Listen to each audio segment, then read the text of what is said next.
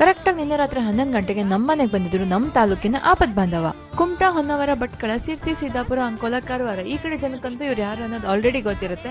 S, ನಿಮ್ guess correct ಆಗಿದೆ. Snake Pavan ಅವರು ರಾತ್ರಿ ನಮ್ಮನೆ ಒಳಗಡೆ ಸೇರ್ಕೊಂಡಿದ್ದಂತಹ ಭಾರತದ ಅತ್ಯಂತ ಡೇಂಜರಸ್ ಅಂಡ್ ಪಾಯ್ಸನಸ್ ಸ್ನೇಕ್ ನ ರೆಸ್ಕ್ಯೂ ಮಾಡಕ್ಕೆ ಇವತ್ತು ಇವ್ರು ಬಂದಿದ್ರು ಅಂಡ್ ರೆಸ್ಕ್ಯೂ ಮಾಡಿದ್ರು ಕೂಡ. ನಾನು ಈ ವಿಡಿಯೋ ಮಾಡಿದ್ದು ನಮ್ಮನೆಗೆ ಹಾವು ಬಂದಿತ್ತು ಅಂತ ಹೇಳಕ್ಕಲ್ಲ, ಆದ್ರೆ ಹಾವನ್ನ ರೆಸ್ಕ್ಯೂ ಮಾಡಿರೋ ಆಪತ್ ಬಾಂಧವನ ಬಗ್ಗೆ ನಿಮಗೆ ಸ್ವಲ್ಪ ತಿಳಿಸ್ಕೊಡಕ್ಕೆ. ಇಲ್ಲಿವರೆಗೂ ಸುಮಾರು 7,000ಕ್ಕೂ ಹೆಚ್ಚು ಹಾವುಗಳನ್ನ ಇವರು ರೆಸ್ಕ್ಯೂ ಮಾಡಿದ್ದಾರೆ. ಜೊತೆಗೆ ಆಕ್ಸಿಡೆಂಟ್ ಆಗಿರುವಂತಹ ಎಷ್ಟೋ ಪ್ರಾಣಿಗಳಿಗೆ ಇವರು ಟ್ರೀಟ್ಮೆಂಟ್ ಕೂಡ ಮಾಡಿದ್ದಾರೆ. ಇದೇನಿದು ಎಲ್ಲ ರೆಸ್ಕ್ಯೂರ್ ಮಾಡೋ ಕೆಲಸನ ಇವರು ಮಾಡ್ತಾರಪ್ಪ. ಅದ್ರಲ್ಲೇನು ವಿಶೇಷ ಅಂತ ಅಂದ್ರೆ ಹೇಳ್ತೀನಿ ಕೇಳಿ. ಮೊದಲು ಬ್ಯಾಂಕ್ ಎಂಪ್ಲಾಯಿ ಆಗಿದ್ದು ಇವರು ಎಲ್ಲೋ ಒಂದ್ ಕಡೆ ತನ್ನ ಕೆಲಸದಿಂದ ರೆಸ್ಕ್ಯೂ ಮಾಡಕ್ ಆಗ್ತಾ ಇಲ್ಲ ಅಂತ ಅನ್ಕೊಂಡು ರೆಸ್ಕ್ಯೂಗೋಸ್ಕರನೇ ತನ್ನ ಜಾಬ್ ಅನ್ನು ಕೂಡ ರಿಸೈನ್ ಮಾಡಿ ಈಗ ಫುಲ್ ಟೈಮ್ ರೆಸ್ಕ್ಯೂರ್ ಆಗಿದ್ದಾರೆ. ಹಾಗಂತ ಇವರೇನ್ ಎಲ್ಲೂ ಫಿಕ್ಸ್ಡ್ ಅಮೌಂಟ್ ತಗೊಳ್ಳಲ್ಲ. ಯಾಕೆ ಅಂತ ನಾನ್ ಕೇಳಿದಾಗ ಅವ್ರು ಹೇಳಿದ್ದು, ನಾವಿರೋದು ಹಳ್ಳಿ ಕಡೆ, ಇಲ್ಲಿ ಎಲ್ಲರ ಹತ್ರನೂ ದುಡ್ಡನ್ನ ಅಫೋರ್ಡ್ ಮಾಡಕ್ ಆಗಲ್ಲ. ಅದಕ್ಕಾಗಿ ನನ್ನ ಮೇನ್ ಇಂಟೆನ್ಷನ್ ಇರೋದು ಅನಿಮಲ್ ರೆಸ್ಕ್ಯೂ, ಅಂದ್ರೆ ಸ್ನೇಕ್ ನ ರೆಸ್ಕ್ಯೂ ಮಾಡ್ಬೇಕು.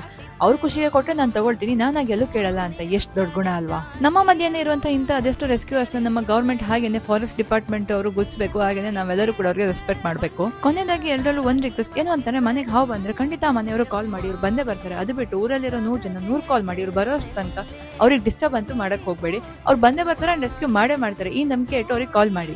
ಫೈನಲಿ ಥ್ಯಾಂಕ್ಸ್ ಟು ನಮ್ಮ ಆಪತ್ ಬಾಂಧವ ಸ್ನೇಕ್ ಪವನ್ ಬ್ರೋ.